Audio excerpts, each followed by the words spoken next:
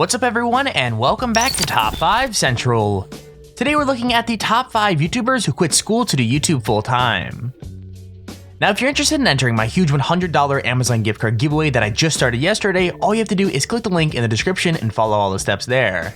It takes like 5 seconds to do, so why not do it real quick? Anyways, with that said, let's get right into the video. Number 5. Morgz. Now the whole point of school is to allow you to get your dream job later on, but when YouTube is your dream job, it could just end up getting in the way. Morgz always wanted to be a vlogger, but trying to balance his channel with studying in the 9th grade was too much.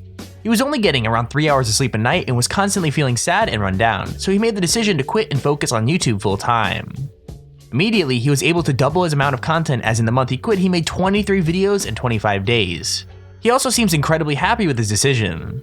However, it has to be said that he took a risk, and leaving school at just 15 means he won't have anything to fall back on if something goes wrong.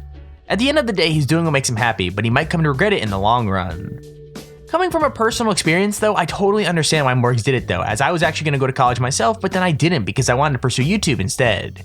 It was probably one of the best decisions of my life, so personally, I'm glad Morgz felt the same way and did it. But yeah, from what I can remember, YouTube's been my dream. Now, what I kind of believe in a way is if you get the opportunity, take it. Like if something comes to you, if you get a big opportunity, just take it rather than leaving it for tomorrow, saying I'll do it tomorrow, I'll wait. Just take opportunities and you gotta grab them. And this Number 4. Faze Rain. When you've been doing YouTube since you were young, it can be hard to picture yourself doing anything else, to the point where even your school agrees you're getting nothing out of it. That's what happened with Norden, whose principal called him a month before graduation to tell him he's definitely gonna fail one of his classes. Now normally this would be pretty serious, but he knew Norden was already pretty big on YouTube and wanted to know if he was making enough money to live off it. In the end, his principal advised him to drop out and keep making videos, because if he focused on school, YouTube might not be there for him when he went back. It's hard to call that the wrong decision, especially since he's been making videos since he was 9 years old, and it's cool to see that even a dropout can achieve the things he's done. I'd say that the multi-million-dollar mansion that he lives in and the new 2017 Audi R8 suggests he's definitely better off without graduating, but I mean, that's just me. Even a fucking dropout can do well, is literally all I wanted people to know. And I want to, elaborate on that phrase and talk about it. So let's go back to the beginning. 2014, 600k subs, May, 1.5 months left of school. My courses at the time were a cooking class and a media arts online class. So I was passing my cooking class like a 70 or 80%, and I was failing my media arts class with a 5%. That's the only class I've ever failed. Number 3. Faze Apex. Dropping out might just run in the Faze clan, because Faze Apex also decided that school just wasn't for him. Though he never technically dropped out, he stopped going to high school when he was 15 and never finished. Instead, after joining Faze at 14, he was kind of over high school, so he took the CHSPE and graduated early. He planned to go to university and almost finish community college, but when the opportunity to join the Faze House in New York emerged, he realized he couldn't turn it down. So instead, he dropped his classes and focused entirely on YouTube instead, moving in with a bunch of other creators so they could all grow together. As it happened, things blew up just like he said they would, and the Faze guys now own 3 different esports teams as well as having a huge loyal fan base. It just goes to show, sometimes when you take a risk, it really does end up paying off. It was hard. Basically, I ended up joining Faze, alright, in high school, which is obviously, that changed my life instantly. Whether I knew it or not at the time, stuff was about to get crazy, alright? You know those people that take a bunch of like college classes during high school and they get like the credits and they graduate early? It's like that, but it's basically I just passed one test and I'm done. Dude, I didn't even study for the test. I literally just went in, took the test, passed, and I just graduated. Like, I don't know if it's like a fluky test, I don't know. Number 2. Samara Redway. When people quit school, normally it's to chase a dream career or go traveling, but sometimes you're pushed to do it for even more important reasons. Vlogger Samara Redway is best known for dating the YouTuber Typical Gamer, but she uploaded a video on her own channel explaining why she just couldn't carry on with school. She was an honor roll student all through high school and got full ride scholarships to a lot of different universities, but eventually spent her first year of university somewhere different just to get a fresh start. However, in her second year she found out that her grandma was sick, which forced her to move closer to home and drop classes to visit her. The stress of trying to focus on both classes and family was overwhelming, so when she died, Samara decided she was done with school. Instead, she went backpacking around Australia and said it was exactly what she needed, giving her that fresh start that she wanted.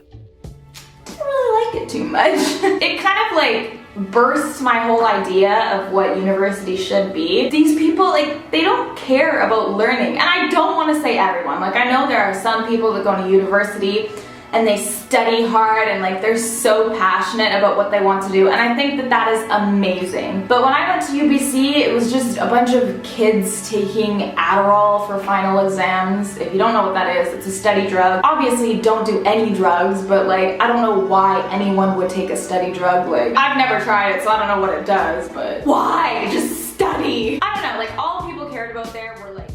Here's our honorable mention. Casey Neistat has maybe the most famous rags to riches story in YouTube's history, which is why he's such an inspiration for so many people. He knew he wanted to be a filmmaker even before YouTube existed, but before that he had to deal with even bigger struggles in his personal life. When he became a father at 16, he had to drop out of school to support his son, whether that meant living in a trailer park or washing dishes in New York City. That couldn't have been easy, but he says he can't regret his situation as it gave him his son Owen and shaped him into the person he is now. Without this struggle, he would have never become the successful filmmaker he was or the pioneering vlogger and viral hit he is now. And I gotta say, YouTube would be a lot worse off without him. I guess it just goes to show that Casey's philosophy is right and everything does happen for a reason. I dropped out of high school because I had no other option. I had to get a job, I had to work, I had to make a living to support my child. There were no other options. I couldn't move in with my parents didn't have any money. I literally had nowhere else to turn, so I had to become an adult right then and there. So regret is like a not a fair classification of it. I would have loved to have continued my education, but I had no other choice. Every step, every turn, every inflection point in my life has made me who I am today. And I'm very happy, I live a very happy life, so it's hard for me to look back and regret any decisions. So do I regret it? No. Would I recommend it?